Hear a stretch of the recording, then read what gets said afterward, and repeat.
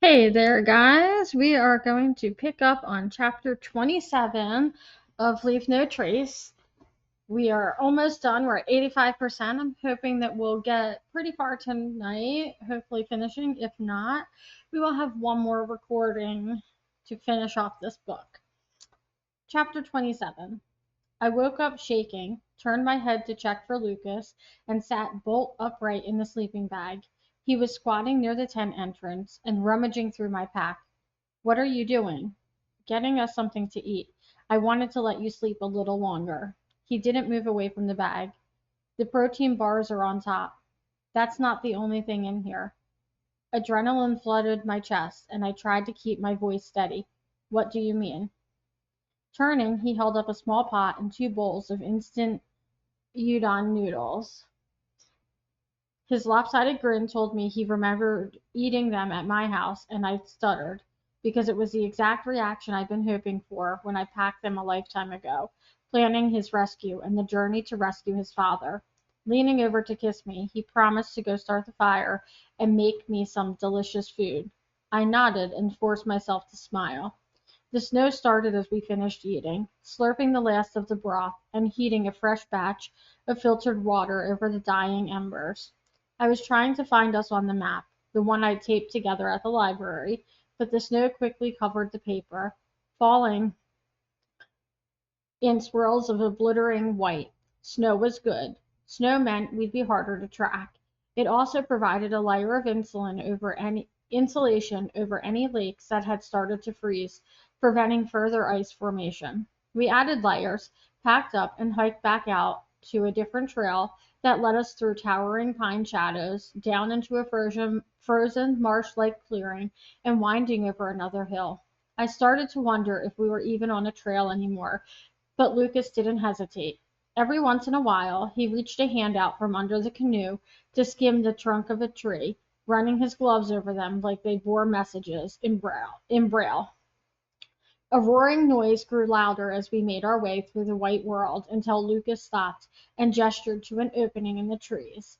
I looked over the edge of a cliff and barely made out the still rushing rapids below. Finally we descended to a winding river where the force of the current kept the water open. As we climbed into the canoe and pushed our way through the frozen weeds, I glanced into the shadows on either bank. "Are there campsites along here?" "No, but people canoe through here, but they don't get out except when they have to portage the rapids." Which was exactly where the Rangers would be looking, in the most remote spots. We knew their route for this morning, but after that they could be anywhere. Maybe the snow didn't matter at all. Maybe they used infrared scanners or even more advanced tracking equipment. We were close, I knew, and the closer we got to Josiah, the more scared I became of being caught before we could reach him, before I could make him pay. We paddled to another set of still rushing rapids and portaged up the hill, a 50-foot climb that felt like 500. After we set back in, I started getting warm, too warm, the heat burning through my clothes and throbbing in my side. My wound didn't feel any worse, though. I wondered if I should eat again, even though the thought of food suddenly made my stomach turn. Water sounded better, but everything seemed out of reach. The filtration bottle might as well have been at my mother's cabin as in the pack behind me. I took off my hat and unzipped part of my jacket.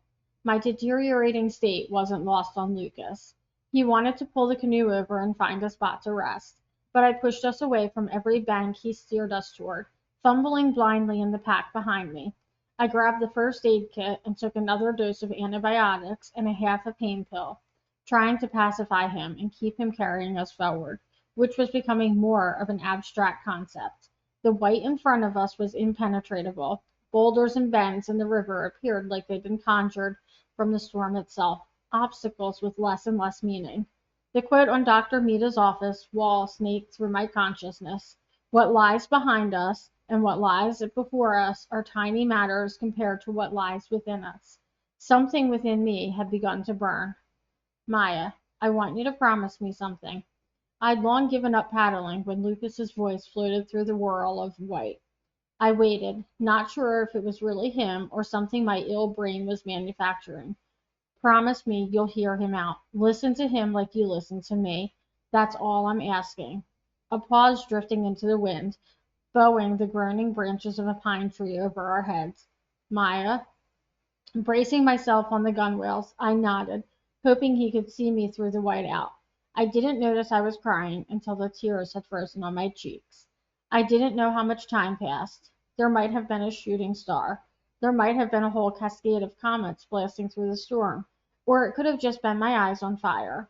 I stopped being able to separate the flaming, dizzy flashes in my body from what was happening around me. It wasn't until the canoe grounded, scraping bottom on an ice-covered rock ledge, that I registered the outcropping of giant boulders we had wedged ourselves in between. I blinked and looked back to see Lucas hunched close to my face. His hand felt like an ice pack on my forehead. "Welcome to my home." The boulders gave way to woods where Lucas dragged the canoe and hid it under the drooping limbs of a listing pine. I shouldered my pack before he could take it and followed him into the dense trees. There was no trail, no campsites here where the forest seemed impenetrable. I concentrated on Lucas's back, which squeezed through gaps and disappeared in between giant snow-laden branches, like magic or a hallucination. He was there, and then he wasn't. Heat radiated through my body in waves, adding to the illusion. I could no longer tell what was real. As the pain medicine kicked in, I became clumsier. Needles scraped my clothes and face, combed my matted hair, and showered it with flakes. The forest thinned as we moved into an old growth area where the lower branches, deprived of light, had lost all their needles and clawed at us even as the canopy above kept the snow away. Then we descended into a frozen marsh and struggled through quick sand drifts of dead summer grass buried in white. I wanted to give up, to lay down in the marsh beds and let the cold sink into me, but Lucas pulled me forward. The farther we went, the more excited he became. He pointed out landmarks in a language only he could read. A trio of birch, the Three Sisters, a branchless trunk rising into the sky, the eagle's nest, and finally a dead pine partially uprooted and sagging into the wide branches of another, the hugging trees. We ducked underneath the hugging trees into a shadowed place, old growth on rock bed, and Lucas stopped as his breath made short, quick puffs in the dark. "There," he whispered. At first I didn't see it. A rise of rock covered in dead moss and decaying needles blocked the way in front of us, but as Lucas moved forward and I followed him, the perspective suddenly shifted. What appeared to be part of the hill was actually a moss-covered wall, camouflaged so well I wanted to rub my hands over it until I found the edges. It arced at least 7 feet off the ground, sloping in gradually to a peak where I spotted a glint of metal hiding in the needles. A chimney. A few rocks were scattered around the base, and one seemed planted directly into the side of the wall, all overgrown with winter lichen and giving off the impression that this was exactly where the glaciers tossed them 10,000 years ago. Two boulders flanked the narrow entrance, covered by a flattened piece of bark. Lucas dropped his pack and lifted up the wood to reveal a zipper underneath, a tent inside the hill. He unzipped it and ducked inside. I stumbled forward, squeezing through the rocks with my pack, and lowered my head into the void.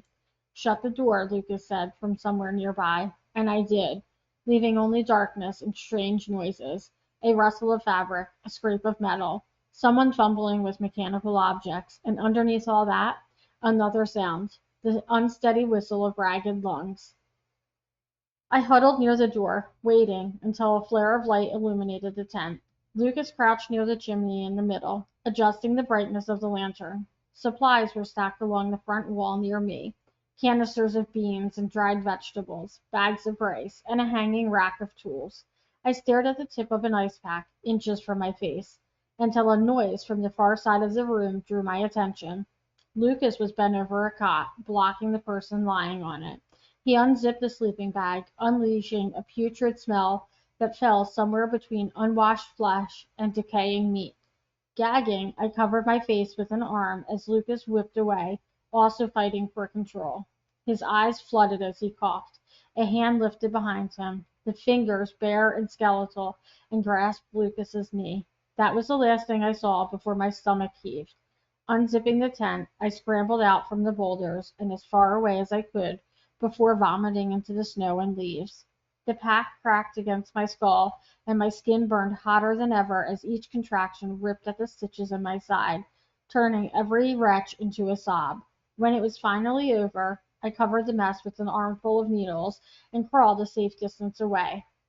Lucas came out a few minutes later, his face wet with tears. "Are you okay?"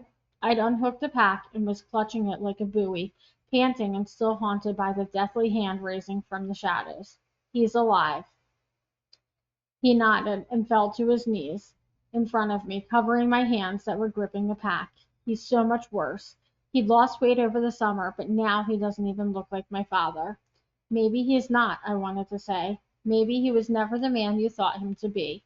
Instead, I pulled a hand out from under his, and lifted it to his face. He jerked in surprise. "You're burning up."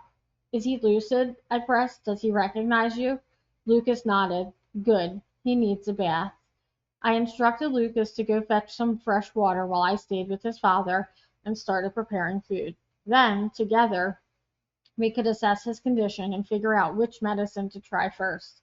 He hesitated, not wanting to leave, but finally agreed and said it wouldn't take him long to get to the marsh and back. Inside the tent, the fresh air had cleared the worst of the odor, and Lucas tugged me forward to his father's bedside. Josiah Blackthorne lay on his back.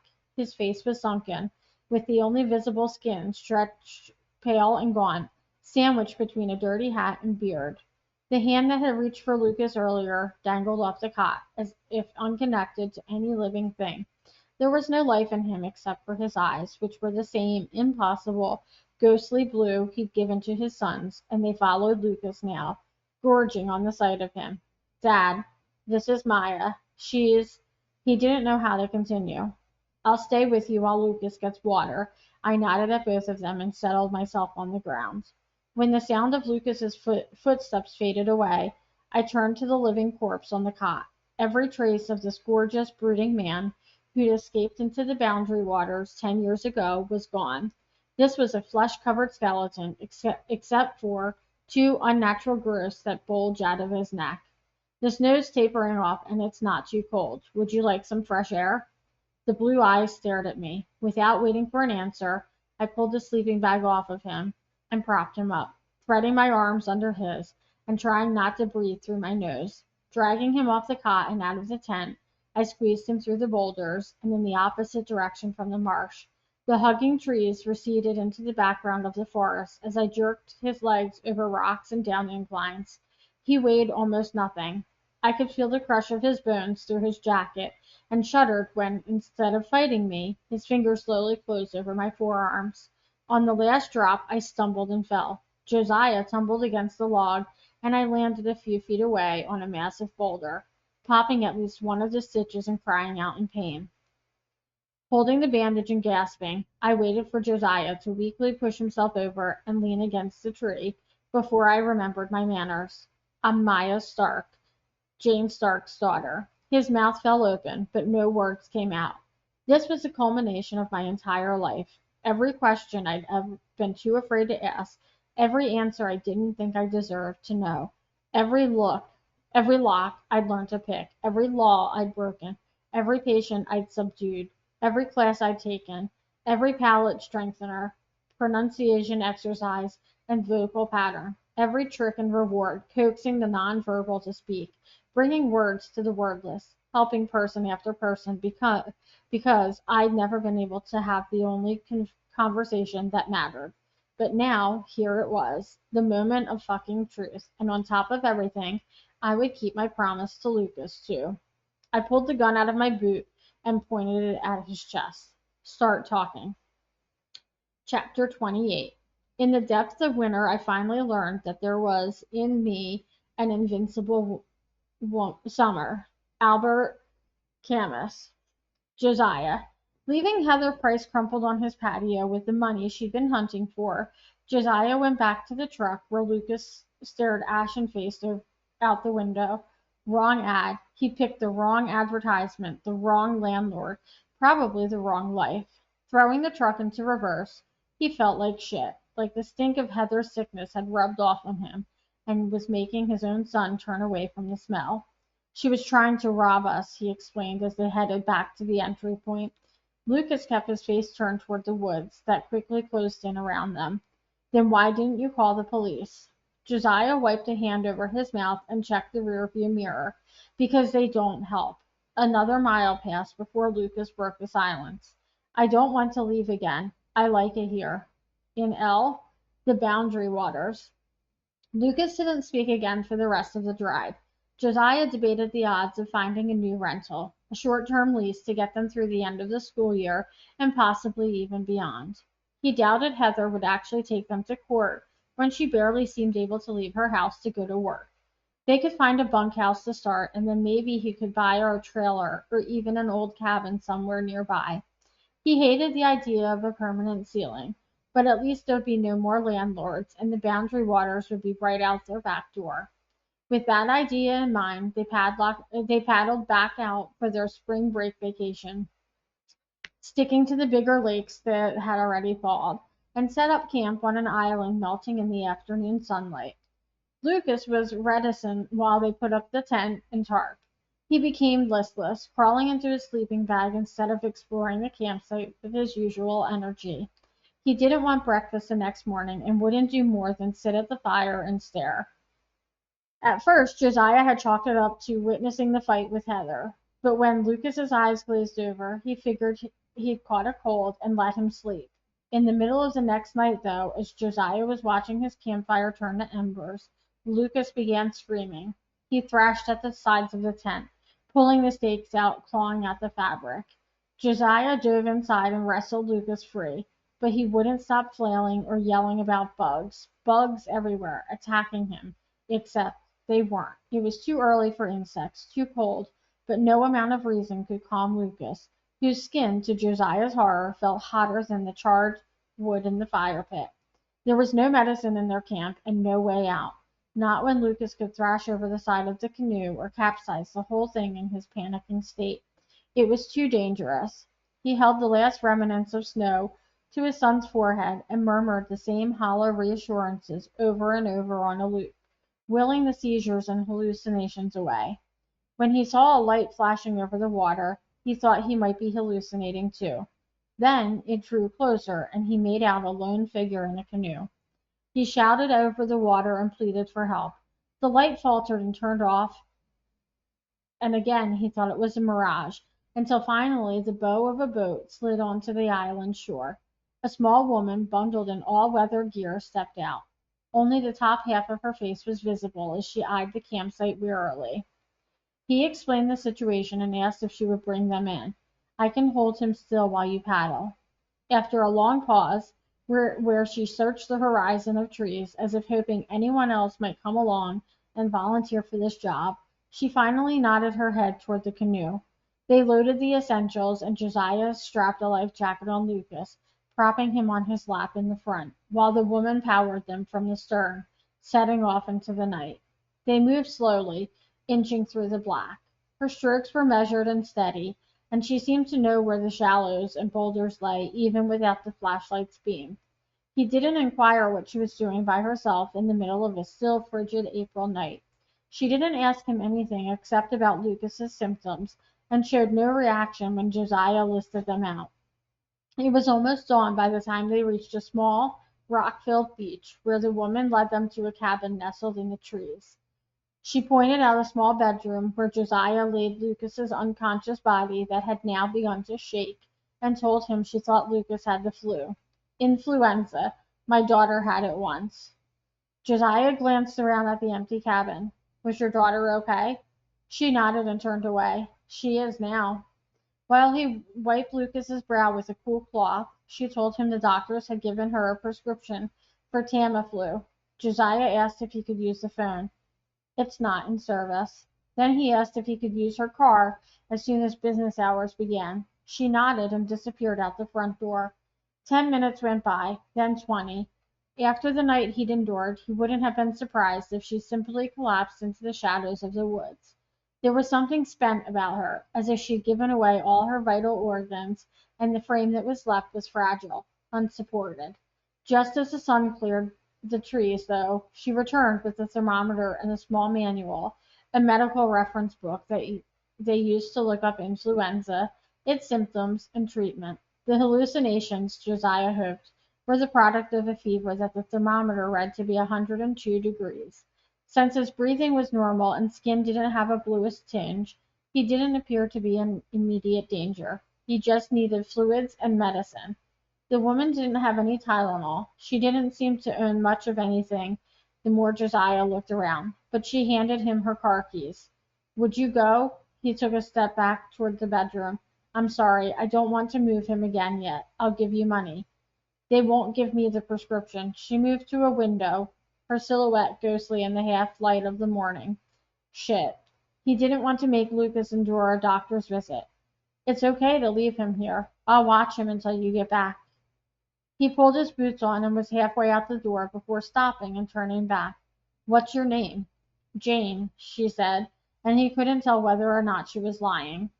He glanced at the bedroom behind her, realizing that for the first time in 9 years he was going to leave his son with a total stranger. She dropped her head, shirking his stare and making him hesitate further. But the longer he stood around, the longer Lucas went without medicine. He slammed the door and raced to the car. When he got into town, driving 70 in a 30-mile-an-hour zone, the doctor's office still wasn't open yet, so he stopped by the duplex to pick up extra clothes. 2 squad cars were waiting in the driveway. Before Josiah could process what was happening, the officers took him down to the station to question him about Heather's disappearance, and when he lied and said he hadn't seen her because who the fuck cared about Heather Price, he needed to get medicine back to his son, they threw him in jail for obstruction of justice. They flashed his record as if that would scare some bullshit confession out of him, and played a game of bad cop, bad cop that had more to do with him than about finding Heather Price. He'd run into local boys like this all his life, the ones who stared at the same few miles of land so much they thought they owned anyone who dared to walk on it. Cooperating, he described the fight he'd had with Heather, leaving out the part where he'd shoved her into the walls and asked them to dust his apartment for fingerprints. She probably took the money straight to her dealer. Heroin? Sergeant Combe, the overfed desk cop who seemed to be in charge, chewed on that idea like it had a funny taste he couldn't identify. We don't have an opioid problem up here. An opioid problem. Josiah bit back the impulse to ask him if they didn't have the internets either. Maybe that's why Heather didn't have any friends. It's easy preying on a woman with no friends, isn't it? He felt a flash of panic. Not over Heather. All he'd ever done to Heather was say, no, thank you. But about the hollow-eyed woman who'd paddle alone in the dead of night, he'd left her cabin hours ago, and the more time that passed, the less he could remember about her. The color of her hair, the pitch in her voice, the expression on her face when she looked at Lucas, all of it wavered out of his memory, leaving a dark outline that could be inhibited by any manner of person. And Lucas, what would Lucas think when he woke up? If he woke up. The fever might have spiked again. A dozen possibilities competed for the worst-case scenario as Josiah stared at the beige on beige ceiling, crumbling at the corners and hacked up with holes for electrical equipment and video surveillance. He loathed it more with every minute he sat underneath it in handcuffs. I've cooperated, haven't I? I've told you everything that happened that day, so there's no grounds to hold me anymore. I'm not hiding anything. No, you've been pretty straight with us about giving a missing woman money so they could buy illegal drugs. I paid her rent. What she did with the money after that is her business. Sergeant Combe flipped a paper over and scanned it. What about your son? Josiah went cold. What about him? Would he agree with your version of events? Neighbors claim you're 2 peas in a pod. They never see one of you without the other. Lucas has nothing to do with this. Leave him out of it. Listen here, Brad Pitt. Sergeant Combe leaned over the interrogation table. I'm sure you get away with ordering people around like that in most areas of your life, but I'm the one wearing the badge. I'm the one who's going to find out what happened to Miss Price, and I really truly hope that you had something to do with it, because I would really love to see your pretty face behind bars. Really? Josiah mirrored him, leaning in over his cupped hands. Because if I were you, I'd hope Miss Price was found alive. The sergeant slapped Josiah's file on the table. Neither man blinked. I know your type. I arrest your type. You might as well say goodbye to that kid of yours, because one day you're going to give me a reason. Maybe not today, maybe not even this case, but if you decide to stick around my town, it'll happen, and I guarantee you I'll be there when it does. They threw him back in the cell to wait out the entire 24 hours before they either had to charge him or release him. And by the time he got out, it was Saturday and all the doctor's offices were closed. He grabbed 4 boxes of Tylenol, popsicles, and a wilting rose at the gas station, then raced back to Jane's cabin, hitting the steering wheel and cursing Heather Price the entire way. How is he? He burst through the door and passed Jane into the bedroom, where Lucas was alive and sleeping. His skin seemed cooler, but nowhere near normal. Fumbling with the packages, he read the dosing instruction.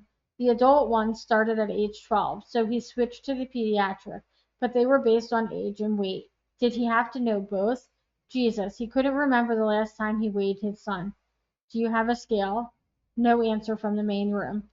He walked back to where she sat at the kitchen table, hands in her lap, and an empty juice glass in front of her, with a wine ring at the bottom. It was 9 in the morning. A scale. Do you have one? She shook her head. Fine, whatever. It doesn't matter.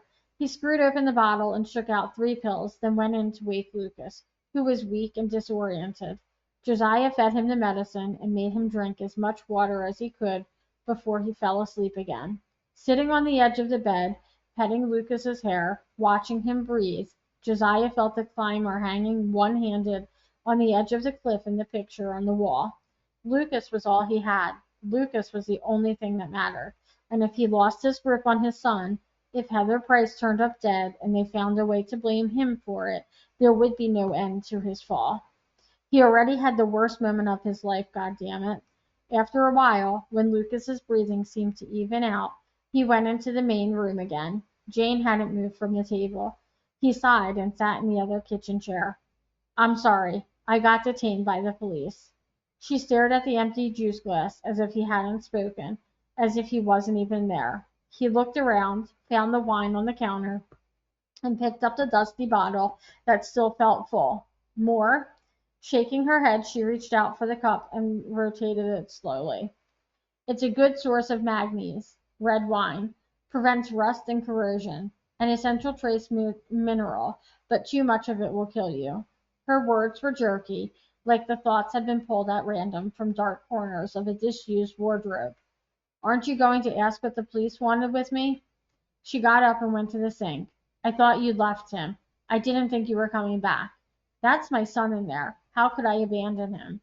Rinsing out the glass, she carefully set it next to the sink, bottom up, and watched the drips collect and pool underneath the rim, trapped.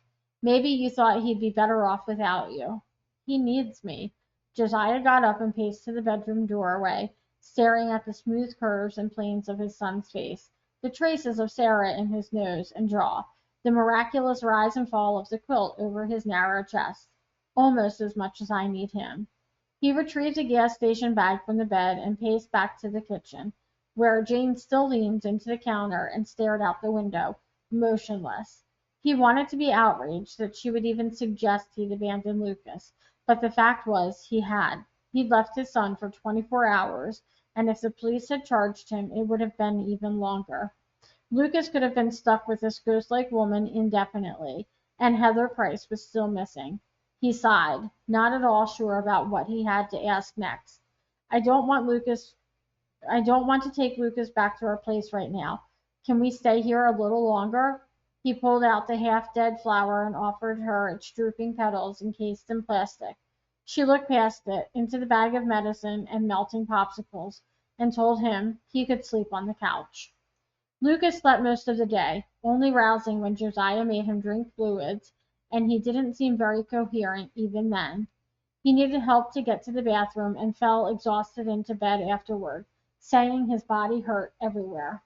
When the fever hit, he threw the covers off the bed, only to shrink into a ball and shake uncontrollably from the wave of chills that followed. Josiah kept watch as shadows stretched over the walls, and the only sign of life outside of the bedroom was an occasional rustle that could have been either Jane or a mouse. After dusk, though, she built a fire at the edge of the lake, and he debated leaving her alone. But the hiss and burn of the logs called him. Lucas was sleeping soundly, and the low ceiling of the small room had begun to feel suffocating.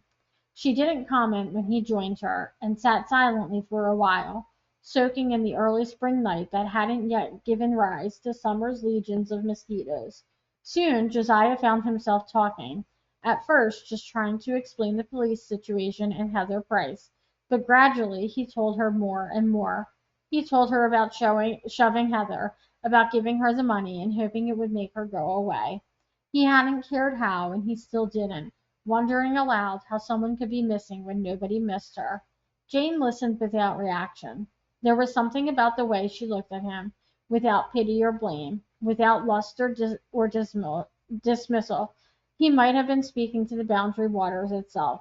He told her about Sarah, about the drifting, all the national parks and wildernesses he and Lucas had seen, and she let him talk, commenting little except to agree that most roofs were ugly, to the very last one people put over their heads. I want to be buried out here somewhere. She stared into the black horizon of the trees across the water, to leach into the soil or return to silt at the bottom of a lake. I don't want to end up in a box. How about burning? Cremation? He poked the fire with the stick, sending a torrent of sparks into the air. I've been pollution already. I'd rather be useful for once. Then, slowly, she began talking. She told him the history of the BWCA, all the way back to the volcanic rifts and crushing glaciers, and it felt like she was telling him her own story, just as he'd shared his. When he'd asked her name yesterday, she faltered, and the words seemed foreign on her tongue. But now, describing El Greenstone and its 2.6 billion year journey, she had an almost desperate confidence, as if she needed to pass on some vital information.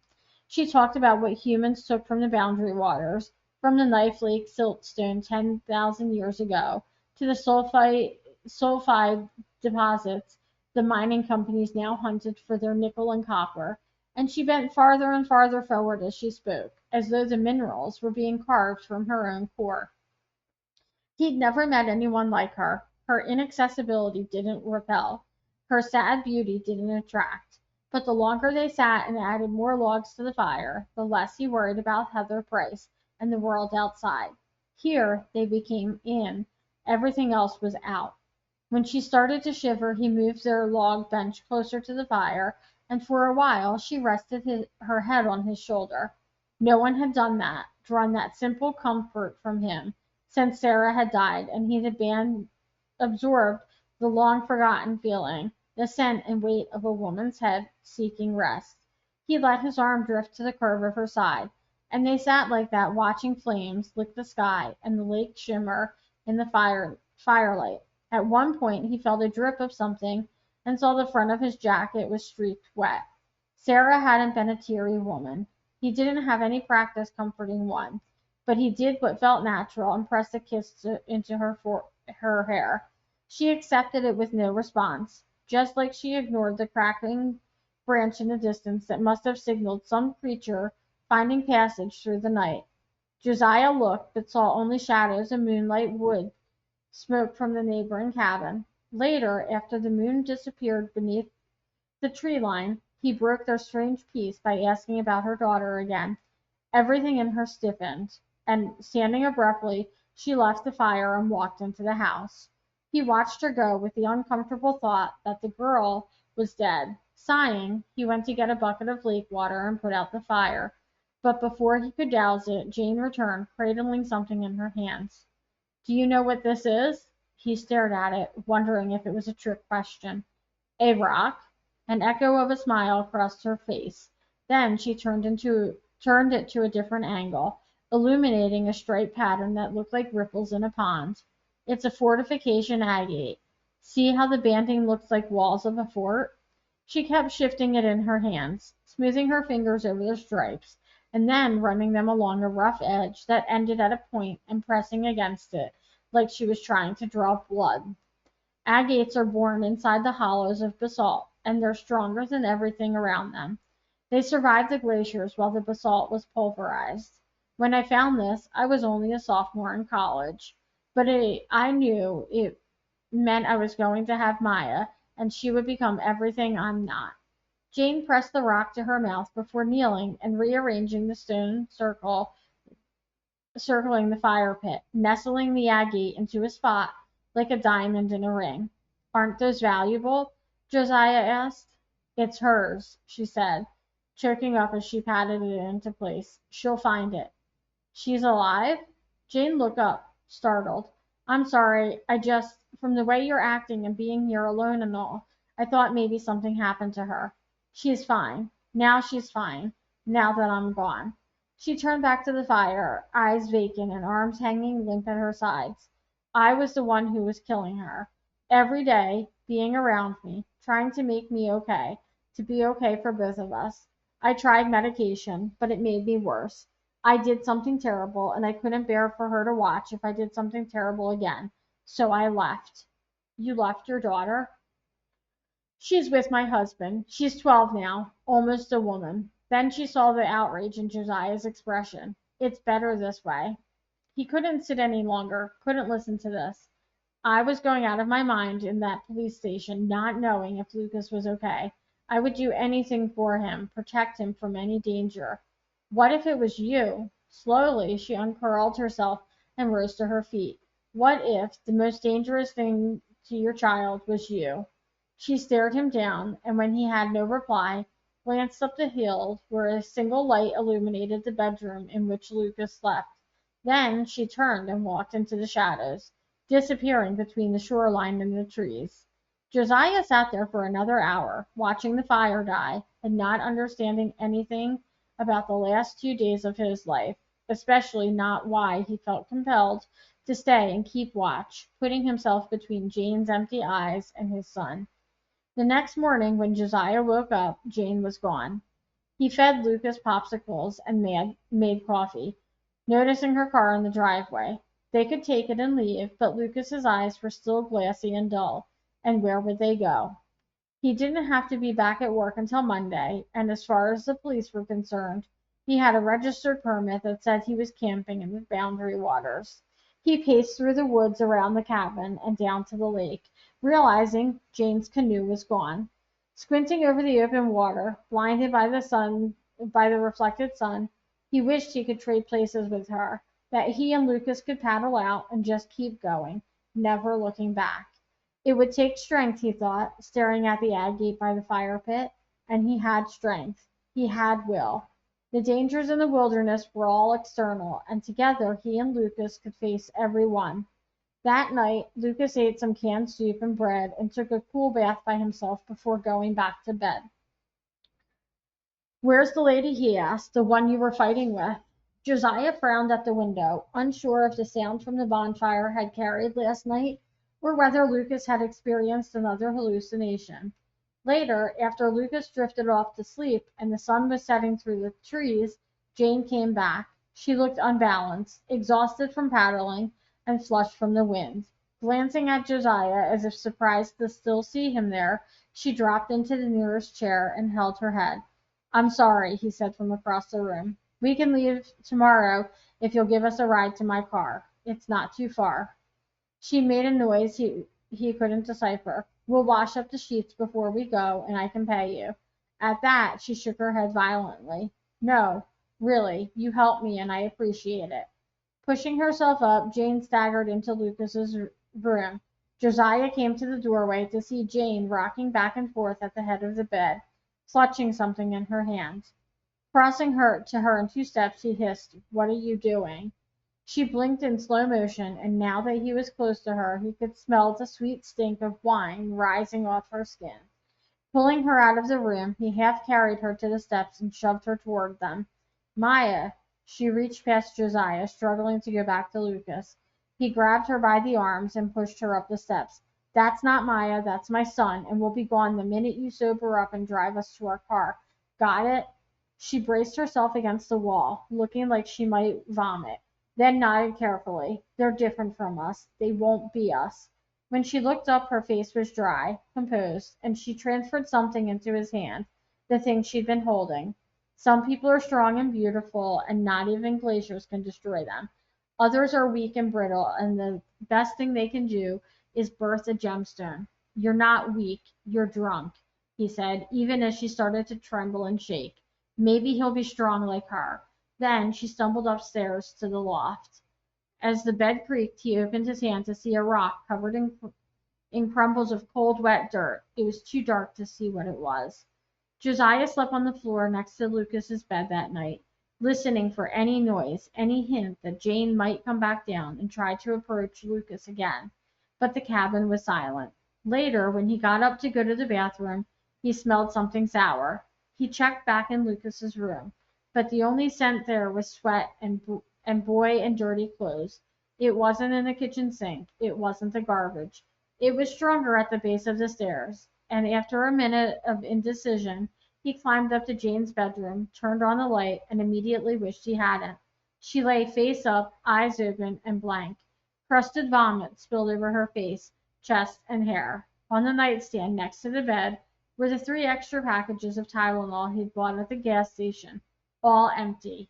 He stared in shock for what felt like an hour before the reality sunk in. He was alone in the woods with a dead woman, not 2 days after being implicated in the disappearance of another woman. They couldn't blame him for this, could they? But he'd bought the Tylenol. His fingerprints were all over the house. Looking around the room, he even found a gun on the floor under the bed, like she'd been afraid for her life. Jesus Christ. He didn't risk touching the gun, but went on a frantic search of the rest of the cabin for the missing wine bottle and found it discarded in the trash outside, with remnants of crushed up medicine clinging to the sides. He'd touched that too, the morning he'd been released from jail. Swearing, he kicked the garbage can, beating the thing again and again until he stopped hearing Sergeant Combs' voice in his head. One day you're going to give me a reason. Not today, God damn it. Why wouldn't she have waited to kill herself until they were gone? Panting, he walked away from the garbage and looked up above the tips of the trees into the star-studded sky. His breathing settled down as he stared into the endless night, and then he realized what she wanted him to do, what she'd been asking him when he was too stupid to know it. Nothing in this world is free, his foster mother had said, and this was the price of their sanctuary. He lined the car trunk with garbage bags, went back inside, and wrapped the body in the soiled sheets, hauled it out over one shoulder, and drove to a place he thought she would have liked, a place under the stars where the rocks were soft and some, he was surprised, so he even noticed, shone in the moonlight. I can tell you where she is. Josiah's voice, ragged and halting, sounded like it was gutting him. For the last half hour he talked without stopping, eating handfuls of snow when his mouth got too dry, closing his eyes when a shudder of pain racked him, driven to continue by something that had no connection to the gun wavering at his chest. I'd been ready to pull the trigger, waiting for whatever bullshit he'd invented. Excuses, reasons, pleas for sympathy. I had an answer for all of that, and I wanted it so badly. I wanted a bad guy to shoot. I was prepared to trade everything for the purity of that rage. Even Lucas, beautiful, loving Lucas. But when Josiah repeated her words exactly, as if he'd spent 10 years memorizing their last conversation, even vengeance was stripped away from me. Birthing agates, the same thing she'd written to me before she first tried to kill herself. She's not far from the cabin. It's just beyond. No, I jerked the gun at him. I don't want to know. He nodded once. Snow had settled on his shoulders and legs, slowly burying him, while it skittered away from me as I rocked uncontrollably back and forth. Like a screaming baby, someone was trying to frantically shush. We faced each other, the gun shaking between us, while I tried to grasp the reality of my mother's death. After he took another handful of snow and said, so low, I almost didn't hear it. Go ahead. What? I'd like to be buried here, like her. His eyes moved past me in the shadows, in the boundary waters. A branch cracked uphill from us as Lucas shouted her name. It's okay. Josiah looked up. at his son and forced his skeleton face into a smile. I wanted to hang on long enough to see you again, to tell you some things about your mother. He glanced at me. Both your mothers. But I've told Maya now. She knows. And now she's doing this for me. Lucas dropped to his knees and crawled down the embankment. No, give me the gun, Maya. Don't do this. Don't you take my father away. Tears poured down my face. I looked from Blackthorn to Blackthorn, both beseeching me, one for life, the other for death, each asking for their own impossible ends. I wavered, and the gun fell a fraction of an inch. Josiah's eyes burned as bright as his son's as he made himself lean forward. She loved you, Maya, as much as I love Lucas. I think that's why she left. I broke then, dropping the gun, and fell sobbing onto the frozen, snow-covered rocks. All right, we're almost done. I'm going to stop before my recording stops on me, and then I will finish reading the next chapters. Go ahead and follow, like, and share this channel on YouTube. Drop your comments, and I will reply to them. Drop your book recommendations or requests, and I will add them to the list of what I'm going to read.